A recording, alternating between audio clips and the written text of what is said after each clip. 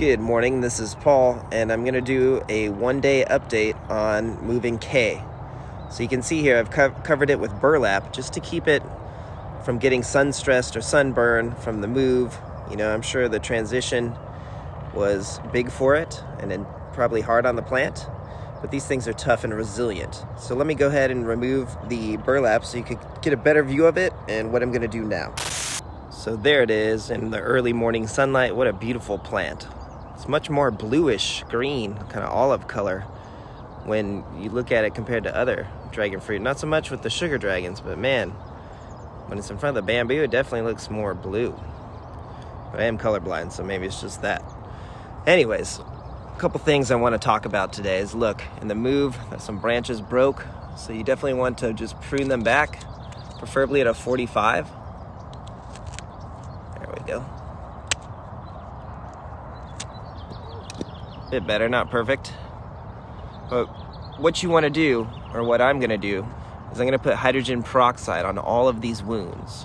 So right here, you can see that in the move it's split here, which I definitely think that it's still going to grow. It's fine, it's just a mild split, and it will heal itself and continue to grow. But I also had to tip a few branches because they were touching the ground, and then there's some wounds here. So I'm just going to go through the whole plant, and anywhere where I saw some damage, I'm going to go ahead and put hydrogen peroxide. So I like to use the Target 3%er. That stuff works pretty well for me. You can see here. And then what I like to use are Q-tips. So I'll show you how I do that now, and let's clean up this plant to make sure we can hopefully keep any infection off of it. So here it is, just a nice amount of hydrogen peroxide. And even on a branch like this, you probably could just get away with this. You don't want to get it into the soil, so that would work as well. But again, you do want to get your hydrogen peroxide into your soil if possible. Where's that big crack? Oh, here it is. Let's go ahead and take care of this one. Now this is a different Q-tip. But hydrogen peroxide will clean out the wound, and in my experience, it will promote the plant to heal quicker and callus over, which is a great thing. So here's another example of something you really want to care for. A big wound like that, you don't want it to rot. So I'm going to just continue to go through this plant and make sure I heal up any wounds that I could find. You can see one down there. I think that's going to be really helpful in the long run and keep this plant really healthy. Now in addition, let me go show you what I did with that other really big cutting that was on the other side of this plant. I'll show you how I'm going to root that. So here are a few more pieces that I'm rooting.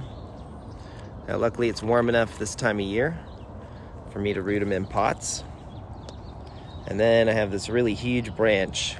And what I'm actually going to do, as you can see there, I used just a little bit of coconut coir, and it's sitting on some bark.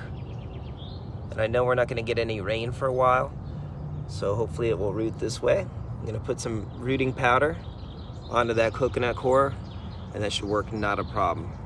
The key is you don't want a really big cutting like this to start rotting at the base, especially with all that weight on it. So a lot of the plant is being supported by this big bamboo stick.